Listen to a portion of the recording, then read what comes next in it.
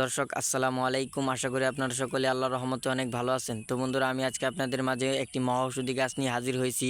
এই ঔষধি গাছের শিকড়গুলো আপনারা কারা কোমরে ধারণ করবেন, যারা যৌবনকালে অতিরিক্ত হস্তমৈথুন করতে করতে নিজেদের লিঙ্গের অবস্থা দুর্বল করে ফেলেছেন। এখন আপনাদের লিঙ্গ দাঁড়ালেও 1 থেকে 1.5 মিনিটের মধ্যে নিতে পারে, অথবা 1 থেকে 1.5 মিনিটের মধ্যে আপনাদের লিঙ্গ থেকে মাল অথবা রস বেরিয়ে যায়, তাদের জন্য কিন্তু এই ঔষধি গাছের উপকারিতা অনেক দরকার। তো বন্ধুরা, আপনাদের